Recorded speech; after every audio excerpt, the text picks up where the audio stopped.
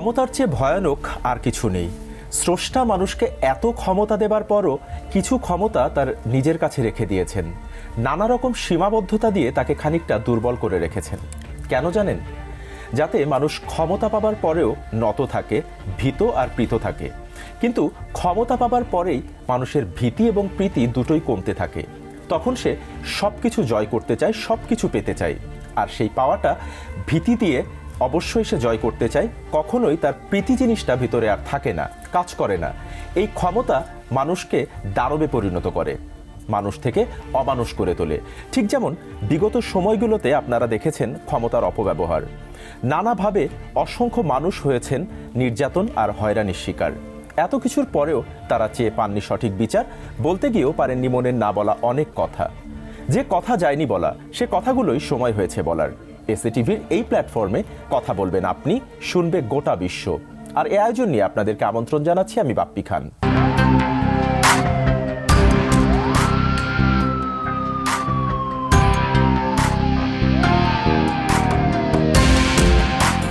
আজ আমাদের সাথে কথা বলার জন্য আমন্ত্রিত অতিথি হিসেবে স্টুডিওতে রয়েছেন একজন প্রবাসী জুলাই যোদ্ধা মুফতি হাফেজ মোহাম্মদ, যিনি দেশের বাইরে থেকেও হয়েছেন জেল, জুলুম আর নির্যাতনের শিকার। আমরা তার মুখ থেকেই শুনবো তার সেই ভয়াবহ দিনের স্মৃতিগুলোর কথা। জনাব মুফতি হাফেজ মোহাম্মদ, আমি শুরুতে আপনাকে স্বাগত জানাচ্ছি আমাদের স্টুডিওতে। কেমন আছেন? আলহামদুলিল্লাহ ভালো আছি, আপনি কেমন আছেন? জি আলহামদুলিল্লাহ, আমিও ভালো আছি।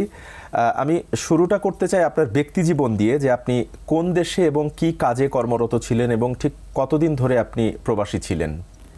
জি, আমি প্রায় 3 বছর আগে, প্রায় 4 বছর আগে সংযুক্ত আরব আমিরাতে যাই। সেখানে মূলত আমি টাইপিং সেন্টারে জব করি এবং পাশাপাশি একটা জুমার নামাজ পড়াতাম আর কি, মসজিদে। জি, জুমার খুতবা দিতাম। আচ্ছা, তো আপনি সেখানে গত বছর অর্থাৎ যে জুলাই আন্দোলন হলো, সেই জুলাই আন্দোলনে যে আমরা গণমাধ্যমে যে জেনেছি যে অনেক প্রবাসী সেখানে নির্যাতনের শিকার হয়েছেন, জেল জুলুমের শিকার হয়েছেন, আপনিও তাদের মধ্যে একজন। ঠিক কি কারণে এবং কি অপরাধে আপনাকে ওখানে গ্রেফতার করা হয়েছিল, সে বিষয়টা একটু যদি খুলে বলেন। জি, গত বছর ঠিক এই সময়ে জুলাইয়ের এই সময়টাতে যখন বাংলাদেশে আবু সাইদ, মুগ্ধ, ওয়াসিম সহ অসংখ্য ছাত্রদেরকে পাখির মতো গুলি করে হত্যা করা হচ্ছিল, তখন আমরা প্রবাসে এগুলো ফেসবুকে, সোশ্যাল মিডিয়া এগুলো দেখতেছিলাম এবং আমরা ফেসবুকে এগুলো লেখালেখি করতেছিলাম, এগুলো অন্যায়ের প্রতিবাদ করছিলাম যে এইভাবে আমাদের যে স্টুডেন্টরা, এরা হচ্ছে আমাদের দেশের ভবিষ্যৎ, তাদেরকে যেভাবে তারা তাদের কোটা আন্দোলনকে কেন্দ্র তাদের দাবি আদায়ের লক্ষ্যে, যেহেতু বাংলাদেশ একটি ডেমোক্রেসি কান্ট্রি, গণতান্ত্রিক দেশ, যে কেউ তার নিজেদের দাবি আদায়ের জন্য রাজপথে নামতেই পারে। তো তারা যেহেতু নামছে, তাদেরকে যেভাবে আমরা দেখছি নির্বিচারে অন্যায়ভাবে পাখির মতো গুলি করে হত্যা করা হচ্ছে, এটা কোনোভাবেই মেনে নেওয়ার মতো না। তো আমরা প্রবাসীরা সেখানে চিন্তা করলাম যে এইটার প্রতিবাদে, ওই সময় বিভিন্ন দেশে কিন্তু আন্দোলন সংগ্রাম হয়, প্রতিবাদ হয়, সেই জায়গা থেকে সংযুক্ত আরব আমিরাতেও প্রবাসী সবাই চিন্তা করলো যে এটার প্রতিবাদে অন্তত আমরা একটা শান্তিপূর্ণ একটা অবস্থান কর্মসূচি বা একটা মিছিল করি। তো সেই জায়গা থেকে সেখানে 19শে জুলাই সেখানে সংযুক্ত আরব আমিরাতের বেশ কয়েকটি স্টেট, দুবাই, আবুধাবি, শারজাহ, বিভিন্ন জায়গায় প্রবাসীরা সেখানে একটি মিছিল করে, আন্দোলন করে।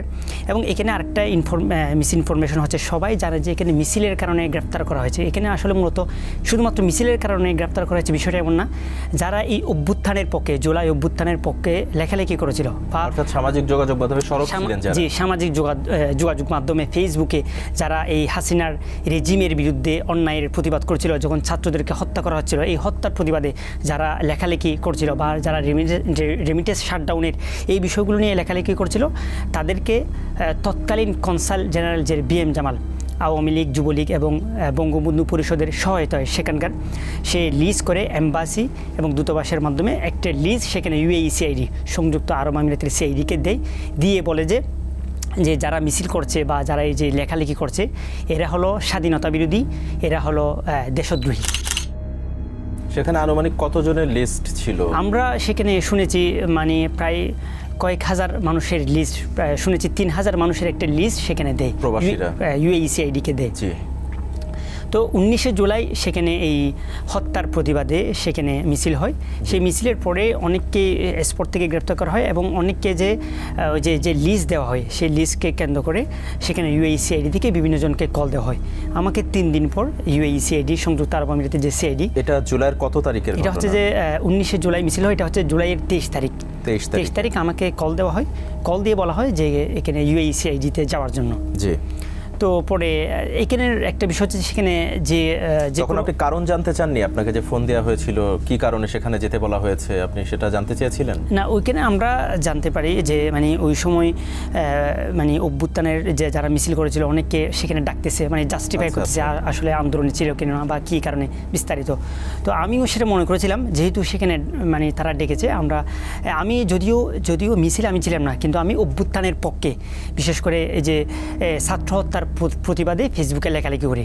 যদিও সেখানের আইনে আছে যে কেউ মিছিল মিটিং এগুলো করা যাবে না, কিন্তু কেউ অন্যায়ের প্রতিবাদে কেউ যদি ফেসবুকে লেখালেখি করে এটা তো আইনের কোনো ধারাই নাই যে এটা সেটা তার ব্যক্তিগত বিষয়। তো আমাকে যখন কল দেওয়া হয় আমি সেখানে যাই ইউএইসিআইডিতে এবং আমাকে বিভিন্নভাবে সেখানে জিজ্ঞাসাবাদ করা হয়। আমার ফেসবুক সবগুলো নিয়ে নেওয়া হয়, মোবাইল এগুলো নিয়ে নেওয়া হয়, ফেসবুক সবগুলো চেক করা হয়, কি লিখেছি কি পোস্ট করেছি। আমি কিন্তু এই যে যখন আবু সাইদকে হত্যা করা হয়, আবু সাইদ যখন শহীদ হয় পর থেকে আমি কিন্তু ধারাবাহিকভাবে এই অভ্যুত্থানের পক্ষে, মানে সরকার, আওয়ামী লীগের জালেম সরকারের পতনের জন্য এবং এই হত্যার প্রতিবাদে ধারাবাহিকভাবে মানে ফেসবুকে স্ট্যাটাস দিতে থাকি। এবং আমি এরকমও একটা পোস্ট করেছিলাম যে বাংলার ফেরাউনের শেষ পরিণতি যেন আমি দেখে যেতে পারি, এরকম। যে বাংলার ফেরাউন মানে ওই সময় কুনি হাসিনাকে আমরা এভাবে মানে যারা হত্যা করতেছে আমাদের স্টুডেন্টদেরকে এভাবে লিখেছিলাম এবং আমি কিন্তু ধারাবাহিকভাবে এগুলো লিখতেছিলাম।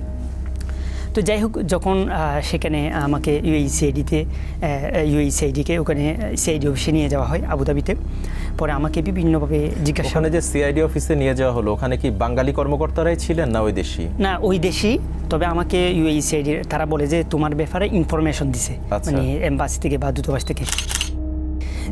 বাংলাদেশে যে দূতাবাস সেখান থেকে আপনার আমাকে জিজ্ঞেস করা হয় তুমি মিছিলে ছিলে। আরবিতে বলা হয় আন্তাফি মুজাহারা, মানে মুজাহারা মানে মিছিল। আমি বলেছিলাম যে আল্লাহুল আযীম আনা মাফি মুজাহারা, আমি তো মিছিলে ছিলাম না, কারণ মিছিল এটা তো অন্যায়। তবে আমি এই অভ্যুত্থানের পক্ষে, বিশেষ করে ছাত্রদেরকে যখন হত্যা করা হচ্ছিল আমি ফেসবুকে লেখালেখি করেছি আর কি, যেন কোনো এইভাবে এইটা অন্যায়টা মেনে নেওয়া যায় না। আমি যেহেতু মাদ্রাসার স্টুডেন্ট, মাদ্রাসায় পড়াশোনা করেছি, আমার ওই সময় কিছু কোরআনের আয়াত হাদিস এগুলো মনে পড়ছিল। তখন মানে আমরা যখন লেখালেখি করতেছিলাম আমার কোরআনের এরকম আয়াত আছে যে ওয়ামা লাকুম লা তুকাতিলুনা ফি সাবিলিল্লাহ ওয়াল মুস্তাদাফিনা মিনার রিজাল ওয়ান নিসাই ওয়াল উইলদানি আল্লাযিনা ইয়াকুলুনা রব্বানা আখরিজনা মিন হাযিহিল ক্বরিয়াতি যালিমি আহলুহা ওয়াজআল লানা মিন লাদুনকা ওয়ালিয়া। আল্লাহ তাআলা পবিত্র কোরআনে ইরশাদ করছেন যে তোমাদের কি হলো, তোমরা কেন তাদের পক্ষে লড়াই করছো না, জিহাদ করছো না, তাদের পক্ষে কেন তোমরা সংগ্রাম করছো না? যারা বলছে যে অসহায় নারী, শিশু, পুরুষরা বলছে যে এই জালেম জনপদ, এই জনপদ থেকে আমাদেরকে বের করো।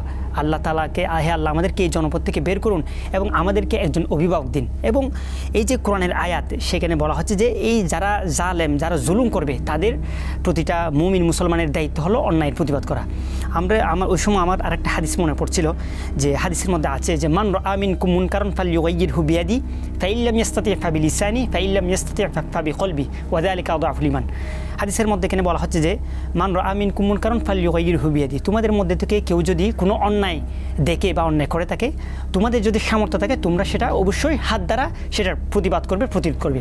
ফাইন লাম ইস্তাতি' ফাবিলিসানি, যদি তোমাদের হাত দ্বারা প্রতিবাদ বা প্রতিরোধ করার সামর্থ্য না থাকে তোমরা সেটা লিসান অর্থাৎ মুখ দ্বারা সেটার প্রতিবাদ করবে। ফাইল্লাম ইস্তাতি' ফাবিকলবি, যদি সেটাও না পারো সেটা কলব দ্বারা ঘৃণা করবে। ওয়াজালিকা আযআফুল ঈমান, এবং এটা বলা হচ্ছে ইমানের সর্বনিম্ন স্তর।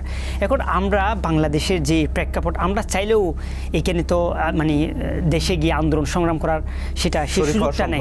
তো আমরা চিন্তা করলাম যে আমরা তো অন্তত ফেসবুকে এটার প্রতিবাদ করতে পারি। এবং আমি এটাও বলি যে রেমিটেন্স শাটডাউন, অর্থাৎ বাংলাদেশের এই প্রেক্ষাপটে যেহেতু বাংলাদেশের আমাদের ভবিষ্যৎ স্টুডেন্টদেরকে হত্যা করা হচ্ছে, আমরা কেউ দেশে টাকা পাঠাবো না। এই রেমিটেন্স শাটডাউনের বিষয়টা এটা আপনারা এই সিদ্ধান্তটা কবে নিয়েছিলেন? এটা ওই সময় যখন আবু সাইদকে হত্যা করা হয়, এরপরে আমরা সিদ্ধান্ত নিয়েছি আমরা কেউ দেশে টাকা পাঠাবো না, আমরা রেমিটেন্স শাটডাউন। আপনারা মোটামুটি কতজন এই সিদ্ধান্তটা যখন আমরা ফেসবুকে যখন আমি লিখি, আমাদের মধ্য থেকে অনেকেই এটা ফেসবুকে লেখালেখি করে, এবং এটা ওই সময় কেউ কিন্তু আর টাকা পাঠায় নাই, রেমিটেন্স বন্ধ ছিল, রেমিটেন্স বন্ধ ছিল। এবং আপনারা জানেন সরকার অনেকটা বেকায়দায় পড়ে যায় তখন। মন্ত্রী জুনায়েদ আহমদ পলক সে বলেছিল যে আপনারা দয়া করে দেশে টাকা পাঠান, আমরা যখন রেমিটেন্স শাটডাউন দিয়েছি। আচ্ছা যাই হোক, তো পরে এইগুলো যখন আমি আমাদের কোরআন হাদিসের আয়াতগুলো মনে করছি, আমি ধারাবাহিকভাবে ফেসবুকে লেখালেখি করি, এবং হাদিসের মধ্যে এটাও আছে যে আফজালুল জিহাদি কালিমাতু হাক্কি ইনদা সুলতানি জাইর, অর্থাৎ জালেম শাসকের বিরুদ্ধে কথা বলা সেটা হচ্ছে যে উত্তম জিহাদ, অন্যায়ের প্রতিবাদ করা। তো আমরা যখন দেখছি এখানে আমাদের স্টুডেন্টদেরকে মানে পাখির মতো গুলি করে হত্যা করা হচ্ছে, তা আমরা সেই জায়গাতে লেখালেখি করে প্রতিবাদ করতে থাকি। পরে আমাদেরকে তো যখন সিআইডি অফিসে নিয়ে যাওয়া হয়, আমাকে বিভিন্নভাবে সেখানে জিজ্ঞাসাবাদ করা হয়, দেশে কি হচ্ছে, কেন আন্দোলন হচ্ছে, কেন মানে এখানে ছাত্রদেরকে বা এখানে মানে বিভিন্ন কেন তারা পুলিশে গুলি করছে ইত্যাদি। তা আমি ওই সময় আমাদের বিষয়গুলো সব জানাই। তো আমি প্রথমে বলেছি আমি তো ওই সময় মিছিলে ছিলাম না, বাকি আমি ফেসবুকে এটা লেখালেখি করি। তো কিন্তু তারা বিভিন্নভাবে বলে যে না তুমি মিছিলে ছিলা, বা তুমি কেন লেখালেখি করছিলা, তোমার ব্যাপারে এম্বাসি থেকে ইনফরমেশন আসছে, এই ইত্যাদি। পরে সেখানে আমাদেরকে সেখানে একটা এরকম রুমের মধ্যে মানে নিয়ে যাওয়া হয়।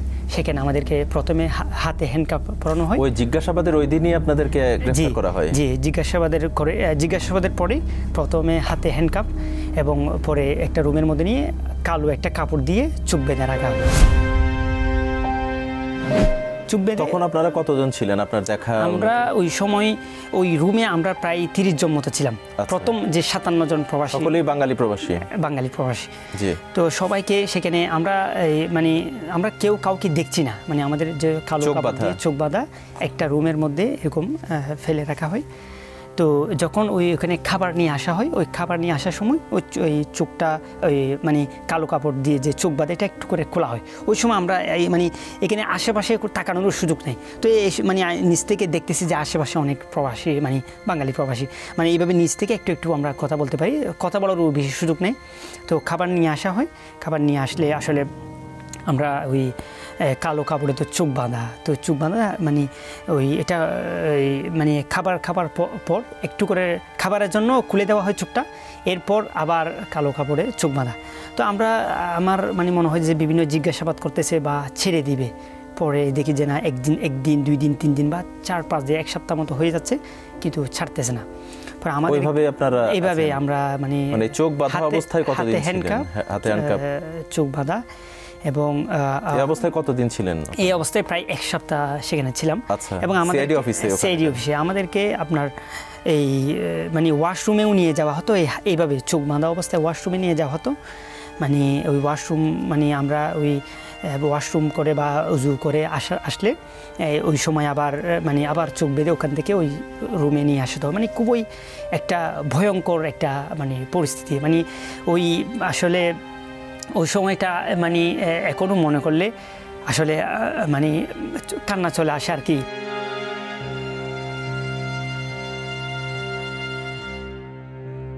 মানে ভয়ানক একটা পরিস্থিতি, এরকম পরিস্থিতির মধ্যে কখনো ছিলাম না, মানে চোখ বাঁধা অবস্থায়। এবং আমরা ওই সময় যে মানে নামাজ পড়তাম, নামাজ পড়ার যে মানে টাইম, সেই টাইমটাও জানা নেই। মানে একটা মানে আমরা ধারণা করে মনে হচ্ছে যে এখন জোহর বা এখন আসর, এখন এইভাবে করে মানে আমরা নামাজ পড়তাম। বাইরের কোনো শব্দ পেতেন না? বাইরের কোনো শব্দ নেই। অর্থাৎ বাংলাদেশে যেভাবে আমরা দেখেছি যে আয়না ঘরে বা এই যে বন্দি করে রাখা হয়েছিল যারা নির্যাতিত হয়েছে, আপনাদেরকেও ঠিক একই কায়দায় ওখানে নির্যাতনের শিকার হতে হয়েছে? জি, ঠিক সেম আমাদের ওইভাবেই মানে বাংলাদেশে আমি যেভাবে শুনেছি আয়নাঘরের মতো, সেখানেও ঠিক সেম, মানে কোনো কারোর সাথে কোনো যোগাযোগ। আমি আপনার এই নির্যাতনের কথাগুলো শুনবো একটি বিরতি থেকে ফিরে এসে। দর্শক, আপনারা শুনছিলেন, নিশ্চয়ই বুঝতে পারছেন যে কোনো কথা বিগত সময়ে সরকারের বিপক্ষে গেলেই তাকে নয়তো তার পরিবারের কাউকে, সেটি দেশে হোক কিংবা দেশের বাইরে, প্রতিটা জায়গায় নির্যাতনের শিকার হতে হয়েছে, জেল জুলুম হয়রানির শিকার হতে হয়েছে। আমরা ভাইটির মুখে শুনছিলাম তার প্রবাস জীবনে নির্যাতনের কথা। আমরা বাকি কথাগুলো বিরতির পরে এসে জানবো। কোথাও যাবেন না, থাকুন আমাদের সাথে, ফিরছি খুব শীঘ্রই।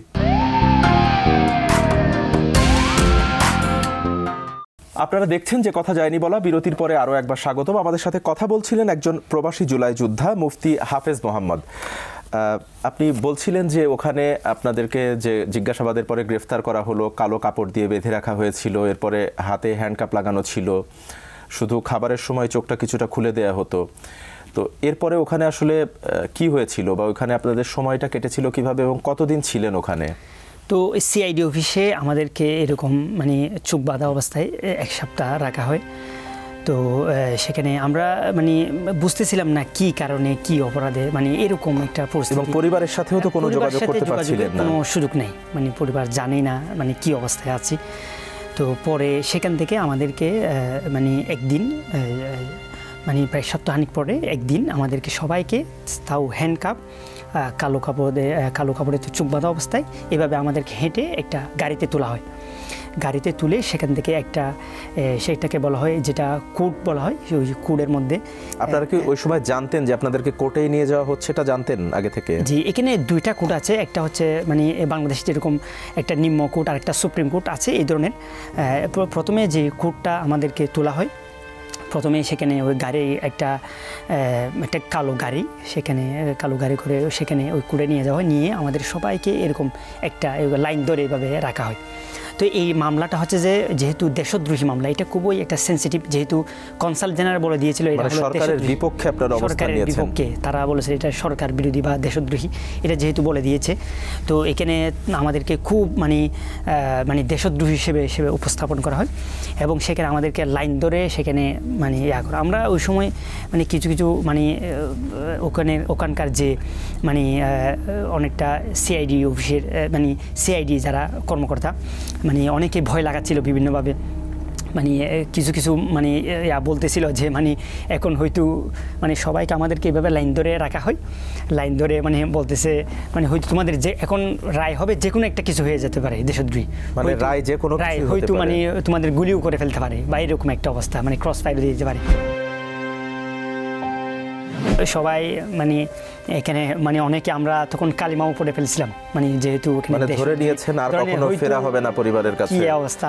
যেহেতু এর আগে আমার 1 সপ্তাহ আমাদের চোখ বাঁধা অবস্থায় ছিলাম, জিজ্ঞাসাবাদ করছে বা মানে আমরা তো সবাই আল্লাহর কাছে দোয়া করছিলাম, কান্নাকাটি করছিলাম যে আল্লাহ এখানে। পরে সেখান থেকে মানে আমাদেরকে মানে ওই যে নিম্ন কোর্ট যেটা, সেখান থেকে রায় দেওয়া হয়। প্রথমে আমাদেরকে জেলে নিয়ে যাওয়া হবে, জেলে নিয়ে যাওয়ার পর যেটা সুপ্রিম কোর্ট, হাই কোর্ট, সেখান থেকে মানে রায় দেওয়া হবে। পরে সেখান থেকে আমাদেরকে সবাইকে জেলে নিয়ে যাওয়া হলো। হ্যাঁ, জেলে নিয়ে যাওয়া হয় সবাইকে। অর্থাৎ 1 সপ্তাহ ওখানে সিআইডি অফিসে মানে হাতে হ্যান্ডকাপ, চোখে কালো কাপড় বাঁধা অবস্থায় ছিলেন। সেখান থেকে কোর্ট থেকে জেলে পাঠানো হয়। আচ্ছা, জেলে প্রায় কয়েকদিন ছিলাম। তারপরে জেলে আমরা মনে করছিলাম হয়তো জেলে কিছুদিন রাখার পর হয়তো আমাদেরকে ছেড়ে দিবে। পরে দেখলাম আবার সপ্তাহখানিক পরে আবার জেল থেকে আবার যেটা হাইকোর্ট, যেটা সুপ্রিম কোর্ট, সেখানে আবার আমাদের হাতে হ্যান্ডকাপ, পায়ে ডান্ডা বেরি, এভাবে যেটা যখন কোর্টে তোলা হয় একদম হাইকোর্ট, যেটা হাতে হ্যান্ডকাপ, পায়ে ডান্ডা বেরি, এভাবে পরিয়ে সবাইকে সেখানে আপনার যেটা সুপ্রিম কোর্ট, সেখানে আমাদেরকে নিয়ে যাওয়া হয় একটা কালো গাড়িতে করে। নিয়ে যাওয়ার পর সেখানে আমাদেরকে যেটা সুপ্রিম কোর্ট, সেখানে তোলা হয়। তো আমাদের ওখানে রাখার পর সবাই আমাদের যে 57 প্রবাসী, ওই 57 প্রবাসীকে সবাইকে একটা ওইরকম একদম যেটা সুপ্রিম কোর্ট, সেখানে রাখা হয়। এবং সেখানে জজ যিনি, উনিও আসেন এবং সেখানকার যিনি যারা সাক্ষী বা যারা সেখানকার এগুলো তারা সবাই উপস্থাপন করে যে এই তারা যারা মিছিল করেছে বা তারা এখানে এরা হলো দেশদ্রোহী, এদেরকে মানে কঠিন একটা শাস্তি দিতে হবে। পরে জজ সব কিছু শোনার পর তিনি আমাদেরও সকলের স্টেটমেন্ট নেই যে কে মিছিলে ছিল, কে মিছিলে ছিলেন না। আরবিতেই আমাদেরকে সবাইকে এক একজন করে প্রশ্ন করা হয়। তো অনেকেই বলে যারা মিছিলে ছিল তারা বলা হয় যে আমরা মিছিলে ছিলাম, এবং অনেকেই বলে যে যারা মিছিলে ছিল না তারা বেশিরভাগ অনেক ফেসবুকে লেখালেখি করেছিল এই যে মানে ছাত্র হত্যার প্রতিবাদে, তো তারা বলেছিল যে আমরা মিছিলে ছিলাম না। পরে জজ কিছুক্ষণ পর এগুলো সব শোনার পর আমাদেরকে, আমরা হয়তো মনে করছি যে হয়তো কিছু একটা রায় দিবে, হয়তো 1-2 মাস অথবা এরকম হতে পারে, অথবা মানে অনেকে তো যেহেতু মিছিলে ছিল না লেখালে তো যে কোনো সাজাই দিতে পারে, যে কোনো একটা দিতে পারে।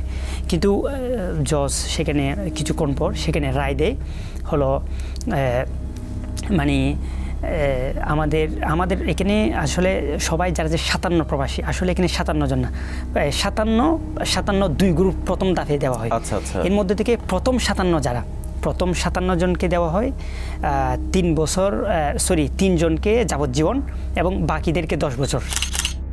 এই যাবজ্জীবন যাদেরকে দিল এদের অপরাধ কি শুধু এই মিছিলে অংশগ্রহণ করা? না, আমরা দেখেছি অনেকেই মিছিলে অংশগ্রহণ করেছে, এর মধ্যে থেকেই যাবজ্জীবন দিছে। আবার দেখেছি অনেকেই লেখালেখি করছে, এদের মধ্যে থেকে অনেকে আবার যাবজ্জীবন দিছে যারা মিছিলে ছিল না, লেখালেখি করছে। মানে শুধু লেখালেখি বা প্রতিবাদ করার কারণে যাবজ্জীবন? এটা হচ্ছে ওই যে বলছিলাম যে যখন কনসাল জেনারেল বা এম্বাসি থেকে বলা হলো এরা দেশদ্রোহী, তো তারা একের মানে এটা তারা প্রতিবেদনটা ওভাবেই সাজিয়েছে। তারা যখন মনে করলো ইউএইর গভর্নমেন্ট যখন মনে করলো আমাদের দেশের বাংলাদেশের বাংলাদেশের প্রশাসন থেকে, বাংলাদেশের এম্বাসি দূতাবাস থেকে বলা হচ্ছে এরা দেশদ্রোহী, তো তখন তারা মেনে নিল যে এরা তো দেশের এগেইনস্টে, তারা রাষ্ট্রদ্রোহী অনেক বড় অপরাধ। এই জন্য প্রথম 57 জনকে 3 জনকে যাবজ্জীবন, 1 জনকে 11 বছর এবং বাকিদেরকে 10 বছর। এবং আমাদের যে সর্বনিম্ন সাজা 10 বছর। 57 জনের মধ্যে 9 জনকে দেওয়া হয়, 9 জনকে যাবজ্জীবন এবং বাকি সবাইকে আশরা সানা। মানে এইভাবে বলা হয় যে মানে 9 জন হচ্ছে যে লাইফ টাইম মানে যাবজ্জীবন, আর বাকি কুল্লু আশরা সানা মানে 10 বছর। তো ওইটা আমরা যখন কুড়ে এটা শুনি যে মানে লাইফ টাইম এবং 10 বছর মানে কারো যাবজ্জীবন, এটা শোনার পর মানে তো আমরা আর মানে এটা কি ধরনের সিদ্ধান্ত, এটা তো কেউ মানে আমরা মানে যে মানে কিং করতো বিমুট, মানে আমরা অবাক হয়ে গেছি, মানে এটা কি শুনলাম আমরা, মানে এটা যখন শুনলাম মানে আর মানে মানে কি মানে নিজের মানে ভাষায় প্রকাশ করার মতো না। এর মধ্যে দীর্ঘদিন পরিবারের সাথেও কোনো যোগাযোগ নেই, এর মধ্যে কোনো পরিবারের মধ্যে ফ্যামিলির সাথে কোনো যোগাযোগ নেই। পরে সেখানে আমাদের মানে গাড়িতে তোলা হয়, আবার গাড়িতে তুলে সবাইকে মানে জেলে নিয়ে আসা হয়। জেলে আমরা যখন সবাই একত্রিত হলাম, মানে সবাই জেলে এসে মানে সবাই হাও মাও করে কান্না, মানে আমাদের লাইফ তো শেষ, মানে কারো 10 বছর, কারো যাবজ্জীবন, মানে আমরা যারা 10 বছর এত কষ্ট করে প্রবাসে গিয়েছেন আপনারা, ওখানেই সামান্য সরকারের বিরুদ্ধে প্রতিবাদ করার কারণে যাবজ্জীবন বা 10 বছর কারাদণ্ড, এটা মেনে নেওয়ার মতো না। আর এটা তো কোনো মানে অত বড় কোনো ক্রাইম বা অপরাধ না যে সামান্য একটা মিছিল বা সামান্য কেউ ফেসবুকে। আপনাদের পক্ষে কোনো আইনজীবী ছিলেন না সেখানে? পরে আমরা সেখানে মানে আমরা জেলে যাই, সবাই মানে 10 বছর আর যাবো, এটা শোনার পর যার মানে কি একটা পরিস্থিতি আসলে মানে মানে বলার ভাষা নেই। সবাই মানে কান্নাকাটি করতেছি। ওই সময় আমরা ওই আসরের টাইম হয়, আসরের নামাজ পড়ে আমি ওই 57 প্রবাসীর আমি ইমাম ছিলাম, আমি সবাইকে নামাজ পড়াতাম। আমি যখন মানে মোনাজাতে হাতটা তুললাম, সবাই দেখতেছি মানে হাও মাও করে কান্না করতেছে, মানে আমাদের লাইফ তো শেষ, মানে মানে মানে 10 বছরের জন্য যাবজ্জীবনের জন্য আমাদের লাইফ তো শেষ। আমরা মানে আল্লাহর কাছে বলছিলাম, আল্লাহ মানে আপনি ছাড়া আর কেউ নাই এখান থেকে আমাদের মুক্ত করার।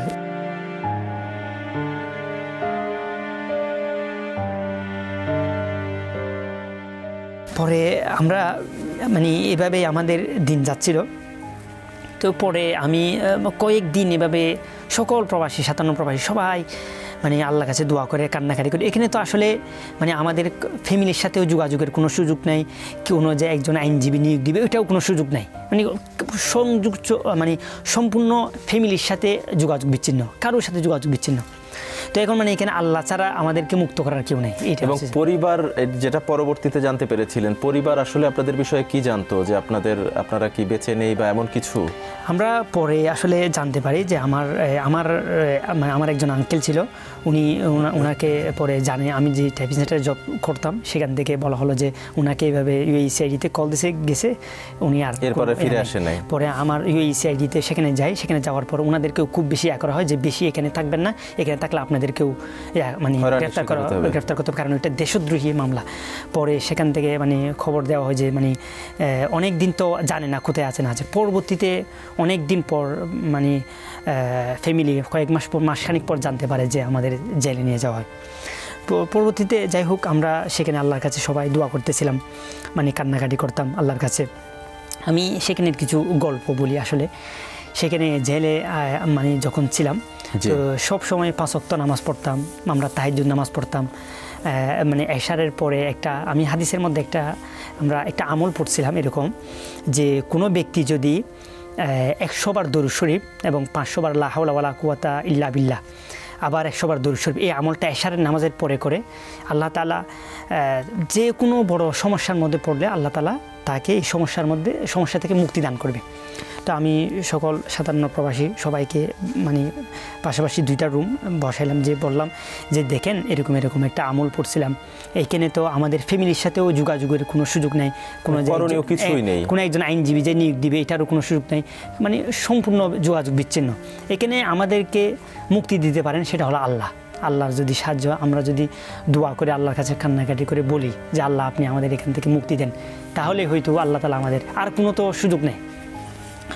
তো পরে দোয়া করতাম, এই আমলটা করতাম এশারের পরে, এশার 5 ওয়াক্ত নামাজ পড়তাম, নামাজ পড়ে আল্লাহর কাছে এই আমলটা করে সবাই আল্লাহর কাছে দোয়া করতাম। আমরা যখন মোনাজাতে হাত তুলতাম সবাই মানে কান্নাকাটি করে বলতো আল্লাহ যে এই পরিস্থিতি থেকে এই ইয়া থেকে আমাদেরকে মুক্তি দেন। পরে এভাবে প্রায় মাসখানিক এভাবে চলতে লাগলো।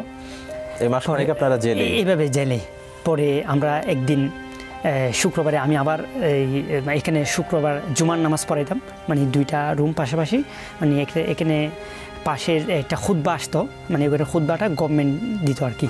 তো খুতবা দিলে ওখানে নামাজ পড়ার ইয়া থাকতো।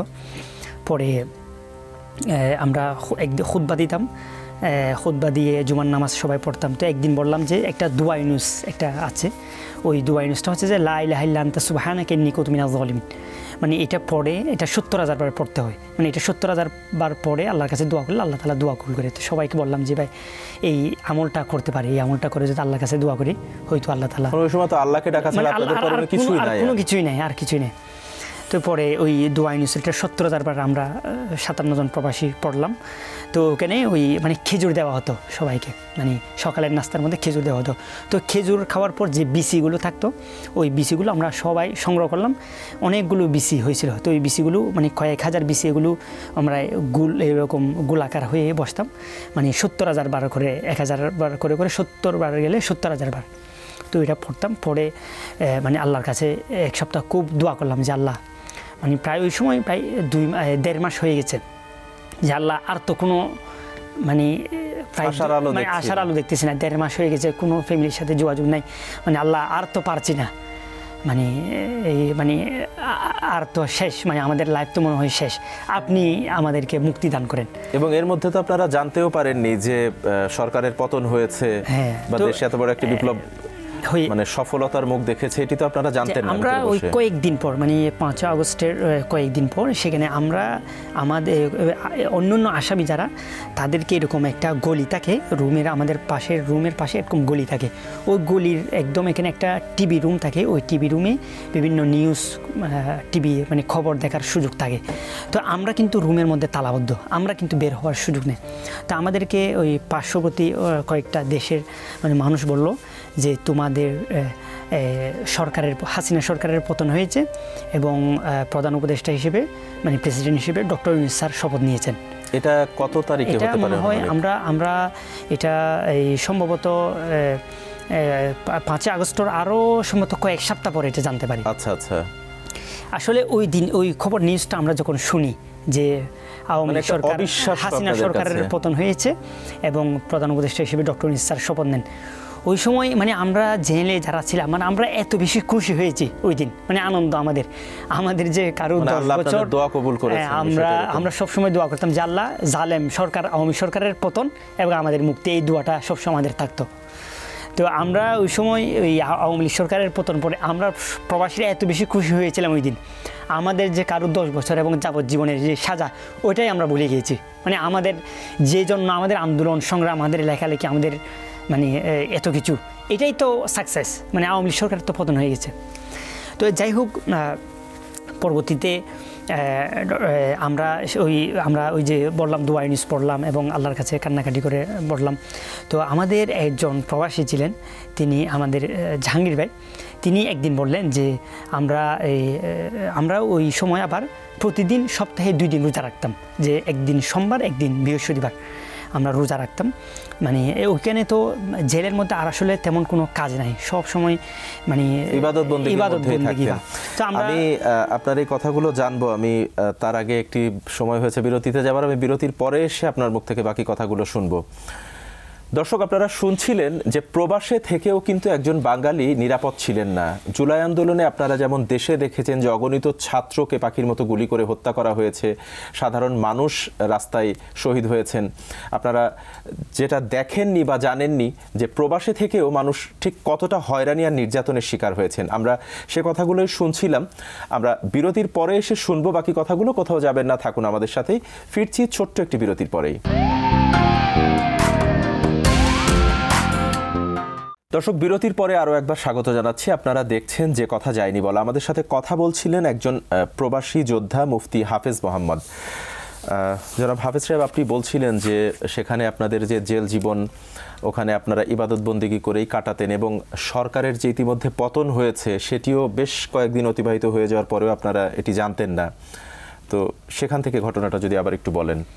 যে আমরা একদিন শুনতে পাই যে আমাদের পার্শ্ববর্তী যারা বন্দী ছিল তারা একদিন এসে বললো যে এরকম আওয়ামী লীগ সরকারের, হাসিনা সরকারের পতন হয়েছে এবং ডক্টর ইউনূস প্রধান উপদেষ্টা হিসেবে শপথ নেন। তখন আমরা খুব দোয়া করতে থাকি, যেহেতু সরকারের পতন হয়েছে এবং ডক্টর ইউনূস স্যার একজন ইন্টারন্যাশনাল ব্যক্তিত্ব, আন্তর্জাতিক ব্যক্তিত্ব, উনি যদি আমাদের বিষয়ে উদ্যোগ নেয় হয়তো আমরা মুক্ত হতে পারি। সব দোয়া করতেছিলাম, আল্লাহর কাছে কান্নাকাটি করতেছিলাম। এই যে বললাম দোয়া ইউনূস, ওইটা পড়লাম এবং সপ্তাহে 2 দিন যে রোজা রাখতাম, সোমবার এবং বৃহস্পতিবার। তো একদিন আমরা কি করলাম যে ওই দিন সম্ভবত সোমবার ছিল, সোমবারে রোজা রেখেছি এবং আমরা হাদিসের মধ্যে পড়েছি যে মানে ইফতারের পূর্বে দোয়া করলে দোয়া কবুল হয়। তো আমরা সবাই রোজা রেখে খুব আল্লাহর কাছে দোয়া কান্নাকাটি করে দোয়া করলাম যে আল্লাহ মানে আমাদেরকে এখান থেকে মুক্তি দেন, আর পারতেছি না। মানে খাবার দাবার তো স্বাভাবিকই দিত, খাবার দাবার মোটামুটি সকালে না রুটি দিত, আর দুপুরে যে মানে রাইস বা এখানে দিত, আর আবার বিকেলে আবার রুটি দিত। এইভাবে মানে কোনো মতে জীবনযাপনে আর কি। তো যাই হোক, পরে আমরা আল্লাহর কাছে দোয়া করতে থাকলাম, আল্লাহ আমাদের এখান থেকে মুক্তি দেন।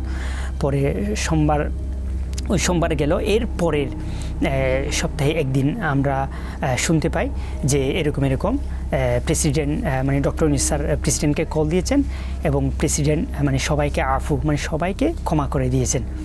মানে ওই দিন, যেই দিন আমরা শুনতে পাই যে আমাদের মানে মুক্তি হয়ে গেছে, মানে বিশ্বাস করেন অনেকেই সিজদায় পড়ে মানে কান্নাকাটি করতেছে। মানে এত হাওমাও করে সবাই মানে কান্নাকাটি করতেছিল ওই দিন। দোয়া কবুলের যে আনন্দটা মানে ওই দিন মানে আমরা তো ধরেই নিয়েছিলাম আমাদের কারো 10 বছর, কারো যাবজ্জীবনের সাজা। এখান থেকে আমরা মানে যখন মানে শুনতে পেলাম আমাদের মুক্তি, মানে সবাই প্রবাসীরা মানে হাওমাও করে মানে কান্না করতেছে। অনেকে সিজদায় পড়ে আল্লাহর কাছে দোয়া করতেছে। আল্লাহ মানে কীভাবে এই আল্লাহর কাছে এই মানে আনন্দ, মানে এটা ভাষায় প্রকাশ করার মতো ছিল না। মানে এতটা আমরা মানে ওই দিনের যে মানে পরিস্থিতিটা বর্ণনা করার মতো না আর কি। মানে আল্লাহকে আসলে ডাকার মতো ডাকলে যে পাওয়া যায়, এটা আসলে আপনারা তার জ্বলন্ত উদাহরণ। যে আপনারা ওখানে বসে যে মানে এত দোয়া দুরূদ পড়েছেন, ইবাদত বন্দেগী করেছেন এবং এরপরে যে এই যে দোয়া কবুল হওয়ার যে আনন্দটা, এটা আসলে ভাষায় প্রকাশ করার মতো না, সেটা আমি বুঝতে পারছি। এবং এই যে আপনাদের বের হওয়ার প্রক্রিয়াটা, প্রত্যেকে পরিবারের কাছে আবার ফিরবেন, আপনারা তো ধরেই নিয়েছিলেন যদি সরকারের পতন না হতো তাহলে তো নিশ্চয়ই আপনাদের জেল থেকে বের হওয়া সম্ভব ছিল না। কারোর যাবজ্জীবন, কারো 10 বছর, অর্থাৎ পুরো জীবনটাই ওখানে শেষ হয়ে যেত। তো এই যে আবার পরিবারের কাছে ফিরতে পারবেন, আপনাদেরকে মুক্ত করে দেয়া হয়েছে, এই খবরটা শোনার পরে যে অনুভূতিটার কথা বলছিলেন, সেখান থেকে এরপরে আপনারা কিভাবে ফেরত আসলেন দেশে এবং পরিবারের কাছে আসার যে মুহূর্তটা? জি, পরবর্তীতে আমাদের এখানে খবর মানে নিউজ দেওয়া হয় যে এরকম ডক্টর ইউনূস স্যার সবাইকে কল দিয়েছেন এবং প্রেসিডেন্ট সবাইকে আফু মুক্ত করে দিয়েছে। পরে এর কয়েকদিন পর মানে এই 2 মাস কিন্তু আমরা মানে ফ্যামিলির সাথে যোগাযোগের কোনো সুযোগ নেই, মানে সুযোগ ছিল না। এরপর যখন আমাদেরকে মুক্তি দেওয়া হয়, এখানে পাশে একটা মোবাইল ছিল, সেখান থেকে কল দেওয়ার সুযোগ থাকে। তো আমাদেরকে মানে আমাদের মুক্তির মানে এটা আসার পরেই হ্যাঁ, নিউজটা আসার পরে তারপর আমাদের ওই মানে ওই যে আমাদের রুমের ওই যেটা তালা সেটা খুলে দেওয়া হয়, পরে আমরা ফ্যামিলিতে কল দিই, মানে মুক্ত পাখির মতো একদম। পরে কল দেওয়ার পর সেখানে মানে ঘরে সবাই তো মানে প্রথম কথাটা কার সাথে হয়েছিল? প্রথম কথা আমি কল দিয়েছি বাড়িতে, প্রথম আমার আম্মা কলটা রিসিভ করে, কল দেওয়ার পর মানে প্রথম কল দেওয়ার পরেই মানে আম্মা তো কান্নাকাটি করতেছে, আমি আর মানে কান্নার কারণে আর খুব বেশি নিজের আবেগকে কন্ট্রোল করে একটু করে কথা বলছিলাম, আর মানে কথা বলার ওই আটা ছিল না। পরে যাই হোক, পরে আমরা কয়েকদিন পর মানে দেশে আসি। দেশে এসে আমি যখন আসলে দেশে আসার পর আমি যখন ঘরে প্রবেশ করি, আমার আম্মা, আমি মানে পরে শুনতে পাই যে আমার আম্মা এই মানে বিগত এই 2 মাস উনি কোনোদিন ঘুমাতে পারে না রাতে, মানে প্রতিদিন উনি কান্নাকাটি করতো আল্লাহর কাছে। মানে আমি আমার বড় 4 বোন, এরপর আমি জন্মগ্রহণ করেছিলাম, আমি একটু ফ্যামিলির সকলের কাছে একটু সবাই আদরে ছিল। এই যে 1.5 মাস তো কোনো যোগাযোগ ছিল না, এবং আমি মানে ঘরে একটু করে শুনছিল যে নিউজ যে 10 বছরের সাজা এরকম শুনছিল। আম্মা তো প্রতিদিন কান্নাকাটি করতো, এবং আমি যখন ঘরে এসে প্রবেশ করি আমার আম্মা মানে এই আমাকে জড়ায় ধরে এমন মানে কান্নাকাটি উনি শুনে করেন, মানে উনি আমাকে জড়িয়ে ধরে এই মানে 15-20 মিনিট শুধু মানে কান্নাকাটি করেন আমাকে জড়িয়ে ধরে, যে মানে ওই অনুভূতিটা আসলে মানে বলার মতো না।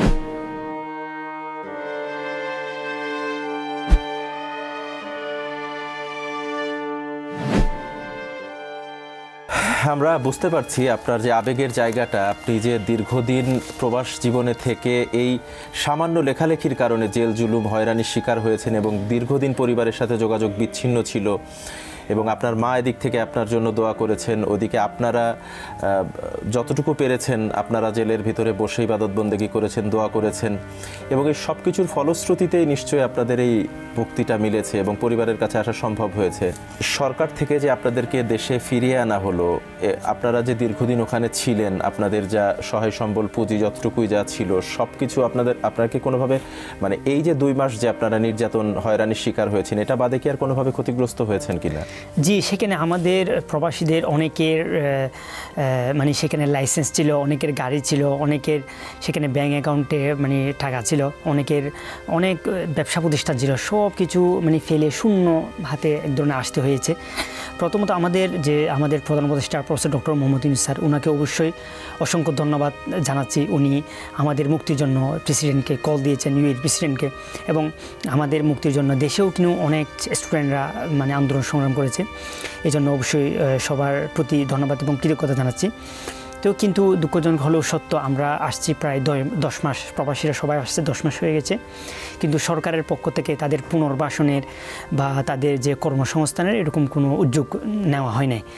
প্রবাসী কল্যাণ মন্ত্রণালয়ের উপদেষ্টা বলেছিলেন যে হ্যাঁ, ওনাদেরকে পুনর্বাসন করা হবে প্রবাসীদেরকে, বা তাদের কর্মসংস্থানের ব্যবস্থা করবে, সেটা করা। এবং আপনার জানা মতে কি এখনো কোনো প্রবাসী কি সেখানে আটক বা এই অবস্থার মধ্যে আছেন কিনা আপনার জানা মতে? জি জি, এখানে এটা অনেক গুরুত্বপূর্ণ একটা বিষয়। পুরো সকল মিডিয়া জানে যে এখানে 57 জন প্রবাসী। আসলে এটা 57 জন প্রবাসী না। প্রথম দাফে যে 57 প্রবাসী গ্রেফতার করা হয়েছিল, প্রথম দাফে ডক্টর ইউনূস স্যার যখন কল দেয় ওই সময় 57 + 56 113 জন প্রবাসী বাংলাদেশে আসে। এগুলো আমাদের কাছে সম্পূর্ণ প্রবাসী কল্যাণ মন্ত্রণালয় এবং আমাদের কাছে লিস্ট আছে। এরপর আমরা আসার সময় সেখানে আরও 76 জন ওই সংযুক্ত আরব আমিরাতের আবুধাবি আল সদর জেলে ছিল, কারাগারে ছিল। পরে 76 জন। পরে আমরা এসে প্রথমে একটা সংবাদ সম্মেলন করি, আমরা জানাই যে এখানে আসলে 57 জন না, এখানে আরও অনেকে আটক আছে, এবং সংবাদ সম্মেলন প্রেস ক্লাবে একটা সংবাদ সম্মেলন করে এরপর আমরা মন্ত্রণালয়ে প্রবাসী কল্যাণ মন্ত্রণালয়ে জানাই, এবং সচিবালয়ে একদিন উপদেষ্টা আদিলুর রহমান স্যারকেও সম্পূর্ণ ডকুমেন্টস এগুলো আমরা কয়েকজন প্রতিনিধি আমরা গিয়ে সব কিছু জানাই। এরপর আমরা ডিসেম্বরের 2 তারিখ, অর্থাৎ ইউএইর ন্যাশনাল ডেটা, ইউএইর ন্যাশনাল ডে, ওই দিন ছুটি, ওই দিন মানে ইউএইর ন্যাশনাল ডেতে অনেক বন্দীদেরকে মুক্তি করে। তো ইউএইর ন্যাশনাল ডেতে আরও ৭৬ জন যা বাকি আটক ছিল তাদেরকে ডিসেম্বরের 2 তারিখ ইউএইর ন্যাশনাল ডেতে আরও ৭৬ জন মুক্ত হয়ে দেশে আসেন। কিন্তু এরপরও আমরা মনে করেছি সবাই ওই সময় মানে আমরা যেহেতু মুক্ত হয়ে গেছে, আমরা যেহেতু গভর্নমেন্টকে জানিয়েছিলাম, পরে দেখি না এরপরও অনেককে মানে গ্রেফতার করা হচ্ছে। এটা হচ্ছে যে মূলত ওই প্রবলেমটা হচ্ছে যে মানে ওই সময় যাদেরকে কল দেওয়া হয়েছিল বা যাদেরকে অ্যারেস্ট করা হয়েছিল তারা মানে আমাদেরকে কল দেওয়া হয়, আমরা ইউএইসিআইডিতে যাই, পরে আমাদেরকে ইউএইসিআইডি থেকে অফিস থেকে পরে জেলে নিয়ে আমাদেরকে বিভিন্ন কুড়ে তুলে সাজা দেওয়া হয়। কিন্তু ওই সময় যাদেরকে কল দেওয়া হয়েছে ইউএইসিআইডিতে তারা যারা যায় নাই, এখন দেখা গেছে তাদেরকে সাথে সাথে ইমিগ্রেশন ব্লক করে দিয়েছে। এখন তারা 3 মাস পর বা 5 মাস পর 6 মাস পর যখন দেশে আসতেছে, টিকিট করে দেশে আসবে, সাথে সাথে ইমিগ্রেশন যেহেতু ব্লক, তাদেরকে আবার ইমিগ্রেশন থেকে গ্রেফতার করে ওই আবার সিআইডি অফিসে নিয়ে যাচ্ছে, আবার সেখান থেকে কারাগারে পাঠানো হচ্ছে। তো এখনো পর্যন্ত অর্থাৎ এখনো কারাগারে অনেক প্রবাসী রয়েছে। আমাদের মানে আজকেও আমরা একটা এই বিষয়ে সংবাদ সম্মেলন করেছি এবং আমরা মন্ত্রণালয়ে এই বিষয়গুলো জানিয়েছি। এখনো আমাদের তথ্য মতে মানে 26 জন আমাদের লিস্টও আছে, মানে সংযুক্ত আরব আমিরাতের আবুধাবি আল সদর জেলে এখনও 26 জন আটক আছে এবং এরা ছাড়াও বিভিন্ন সিআইডি অফিসে অনেকেই আটক আছে এবং গ্রেফতার প্রক্রিয়াটা চলমান আছে। তো আমরা সরকারের প্রতি বিনীত অনুরোধ জানাচ্ছি যেন। আপনার কাছে একজন প্রবাসী হিসেবে কি মনে হয় যে এই যে শেখ হাসিনা সরকারের পতন হলো, 1 বছর হয়ে গেল, এখনো পর্যন্ত যে প্রবাসীরা আটক আছে বা আটক করা হচ্ছে, এর নেপথ্যে আসলে কি, মানে কেন এমনটা হচ্ছে বলে আপনার মনে হয়? জি, আমি যে বলছিলাম যে আমাদের যাদেরকে কল দেওয়া হয়েছিল আমরা তো গিয়েছিলাম, আমাদেরকে সেখানে গ্রেফতার করা হয়, কিন্তু যাদের কল দেওয়া হয়েছে যায় নাই, দেখা গেছে 3 মাস পর 5 মাস পর তারা দেশে আসতেছে, যেহেতু ইমিগ্রেশন তাদের ব্লক করে দিয়েছে এই জন্য তাদেরকে গ্রেফতার করে নিয়ে যাওয়া হচ্ছে। এবং যাদের আমরা যতটুকু জানি তৎকালীন যে কনসাল জেনারেল ছিল দূতাবাসের মাধ্যমে যে লিস্টটা দেওয়া হয়, সেই লিস্ট অনুযায়ী সবাইকে কিন্তু গ্রেফতার করা হবে। তো এই জন্য আমাদের সরকারের প্রতি অনুরোধ থাকবে যারা এখনো পর্যন্ত আটক আছে তাদের জন্য দ্রুত মুক্তির ব্যবস্থা করা হয় এবং কূটনৈতিক তৎপরতার মাধ্যমে এই গ্রেফতার প্রক্রিয়া এটা যেন সরকার বন্ধ করে, এজন্য সরকারের প্রতি আমাদের বিনীত অনুরোধ জানাচ্ছি। আমরাও এমনটা আসলে প্রত্যাশা করি যে যারা এখন ওই হয়রানির মধ্যে দিয়ে যাচ্ছেন বা যারা আটক আছেন, সরকার যেন খুব দ্রুত এই ব্যাপারে পদক্ষেপ নেন। এবং আপনার কাছে একটু জানতে চাই আবার যে আপনি যে এই যে দীর্ঘদিন আটক ছিলেন, পরিবারের সাথে কোনো ধরনের কোনো যোগাযোগ ছিল না, এরপরে দেশে ফেরত এলেন, আপনার পরিবারে কে কে রয়েছেন? আমার পরিবারে আমার মা, বাবা, আমার দাদি রয়েছে এবং আমার ওয়াইফও আছে। আচ্ছা, আপনি ফেরার পরে যেটি জানতে পারলেন যে তারা আসলে ধরে নিয়েছিল কি আপনি জীবিত আছেন বা কি অবস্থায় আছেন, অর্থাৎ তাদের মনে কি শঙ্কা হয়েছিল আপনাকে নিয়ে যে দীর্ঘ 2 মাস যোগাযোগ নেই তাদের সাথে? আমার প্রথম 1 মাস পর্যন্ত মানে ওই যে আমাদের একজন আমার আঙ্কেল মানে নিউজ দিয়েছিল যে মানে সিআইডি অফিসে আছে, মানে 1 মাস 1.5 মাস পর্যন্ত তো মানে পরিবার জানেই না আমরা কি বেঁচে আছি না আমি মারা গিয়েছি। এবং প্রত্যেকের পরিবারের একই অবস্থা, প্রত্যেকের পরিবারের মানে একই অবস্থা। এই যে আমি বললাম আমার মা কোনোদিন ঘুমাতে পারে না, পরে যখন জানতে পারে একদম 1.5 মাস পর 1 মাস পর 1.5 মাস পর জানতে পারে 10 বছর, তখন তো আরও মানে খারাপ অবস্থা। পরে যখন গভর্নমেন্ট চেঞ্জ হয় তখন সবাই একটু আশার আলো গুনছিল যে না, এখন যেহেতু গভর্নমেন্ট চেঞ্জ হয়েছে আস্তে আস্তে কোনো হয়তো পদক্ষেপ নিবে বা সরকার হয়তো তাদেরকে মুক্ত করে নিয়ে আসবে, এই আর কি। আপনি কি দেশে থাকতে কোনো রাজনৈতিক বা কোনো সংগঠনের সাথে জড়িত ছিলেন বা এখন আছেন কি না? জি, আমি জমিয়তে উলামা ইসলাম বাংলাদেশ নামে একটি সংগঠন, এটার প্রধান ছিলেন সাবেক সংসদ সদস্য এবং ধর্ম প্রতিমন্ত্রী আল্লামা মুফতি মোহাম্মদ ওয়াক্কার সাহেব রহিমাহুল্লাহ। তিনি আমার সরাসরি উস্তাদ ছিলেন। আমি সেই সংগঠনের ছাত্র সংগঠন যেটা ছাত্র জমিয়ত বাংলাদেশের কেন্দ্রীয় সহসভাপতি ছিলাম। এবং মুফতি মোহাম্মদ ওয়াক্কার সাহেব রহিমাহুল্লাহ তিনি তিনবার এমপি ছিলেন এবং একবার ধর্ম প্রতিমন্ত্রীও ছিলেন। আমি হজরতের সাথে দেশের অনেক জায়গায় সফর করেছি। তিনি যখন আমাদের দলের প্রেসিডেন্ট ছিলেন বা সভাপতি ছিলেন, ওই সময় আমাকে সদস্য সচিবের দায়িত্ব দেওয়া হয়। ওই সময় থেকে আসলে আমি যে কোনো ফেসিবাদ বিরোধী আন্দোলন সংগ্রামে আমরা দেশে থাকতে অনেক আন্দোলন সংগ্রাম করেছি ফেসিবাদের বিরুদ্ধে বা আওয়ামী লীগের। আপনি এই দেশ ছেড়ে যে হঠাৎ প্রবাস জীবনে যাওয়া, মানে এটার পেছনেও কি কোনো কারণ ছিল? সরকারের কোনো চাপে বা এই যে রাজনৈতিক কথা বলছিলেন জি, আসলে আমি যখন এই ছাত্র জমিয়ত বাংলাদেশের কেন্দ্রীয় সদস্য সচিব নির্বাচিত হই, তখন আমি দেশের বিভিন্ন জায়গায় যাই এবং প্রোগ্রাম করি, এবং ওই সময় কিন্তু আমার তখনও তো সরকারের বিপক্ষে কথা বলা হতো। জি, আমরা সরকারের বিরুদ্ধে বিভিন্ন লেখালেখি করতাম। তো আমার ফ্যামিলি মানে যখন বিভিন্ন ওই সময় অনেক বিভিন্ন হুমকি দামকি আসতো, তো আমার ফ্যামিলি মনে করলো যে যেহেতু পলিটিক্সে জড়িত বা যে কোনো সময় একটা মানে একটা রোশনালে আওয়ামী লীগের ফিজিস্টের রোশনালে পড়তে পারে, আমার ফ্যামিলি চিন্তা করলো ওকে দেশের বাইরে যেন পাঠায়। সেই চিন্তা থেকে আচ্ছা, আমরা অনুষ্ঠানের একেবারে শেষ পর্যায়ে চলে এসেছি। আমি সর্বশেষ আপনার কাছে ছোট করে যদি জানতে চাই যে এই যে আপনি প্রবাস জীবনে থেকে দীর্ঘদিন হয়রানির শিকার হলেন, আপনি সহ আপনারা অনেকেই যারা ছিলেন, তাদের পক্ষ থেকে বর্তমান অন্তর্বর্তীকালীন সরকারের কাছে আপনাদের চাওয়াটা কি বা দাবিটা কি? সরকারের প্রতি আমাদের দাবি হলো যে সমস্ত প্রথম হচ্ছে যে এই গ্রেফতার প্রক্রিয়া যেটা চলমান আছে এটা বন্ধ করা, এবং যে সমস্ত প্রবাসী আটক আছে তাদের যেন দ্রুত মুক্তির ব্যবস্থা বা পদক্ষেপ নেওয়া হয়, 1 নম্বর। সেই সাথে আমাদের 2 নম্বর দাবি হচ্ছে যে যারা দেশে এসেছে তাদের জন্য পুনর্বাসন এবং কর্মসংস্থানের ব্যবস্থা করা হয়, এবং একটা সুনির্দিষ্ট একটা ক্ষতিপূরণ দেওয়া হয়। এবং অনেক প্রবাসী আছে তারা আবার ওই দেশে ফিরতে চায়, তাদের কোটি কোটি টাকার বিজনেস আছে, যেন কূটনীতি তার নুয়েন্টি তুলে দিয়ে সেখানে যাওয়ার ব্যবস্থা করা হয় এবং বিদেশে যাওয়ার জন্য কর্মসংস্থানের ব্যবস্থা করা হয়। জি, আপনাকে অসংখ্য ধন্যবাদ আমাদের প্রোগ্রামে আসার জন্য এবং আপনার মূল্যবান সময়ের জন্য।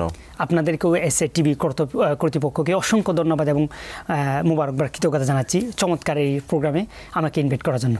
ক্ষমতা কখনোই চিরস্থায়ী নয়। এই ক্ষমতাই মানুষকে মানুষ থেকে অমানুষে পরিণত করে, দানব করে তোলে। পেশায় আপনি যাই হন না কেন, আগে মানুষ হন, কারণ জীবনে মানুষ হওয়াটা সবচেয়ে বেশি জরুরি। আমরা জানাতে চাই আপনার সাথে ঘটে যাওয়া নির্মম বাস্তবতার গল্পগুলো। আমরা চাই স্বাধীন সার্বভৌম দেশে ধর্ম, বর্ণ, দলমত নির্বিশেষে প্রতিটি মানুষ যেন তার স্বাধীনতায় বাঁচতে পারে, ভয়হীন ও নিরাপদ জীবন কাটাতে পারে। আপনার সাথে ঘটে যাওয়া যে কোনো হয়রানি কিংবা নির্যাতনের কথা এসএটিভির এই প্ল্যাটফর্মে এসে বলতে যোগাযোগ করুন স্ক্রিনে দেয়া নাম্বারে, অথবা মেইল করুন যে কথা যায়নি বলা @gmail.com এই মেইলে। আজ বিদায় নিচ্ছি, ফিরছি আগামী বুধবার ঠিক রাত 9টায় নতুন কোনো অতিথি নিয়ে, বলতে না পারা নতুন কিছু কথা নিয়ে। সে পর্যন্ত সবাই সুস্থ থাকুন, নিরাপদে থাকুন আর বরাবরের মতোই থাকুন এসএটিভির সাথেই। আল্লাহ হাফেজ।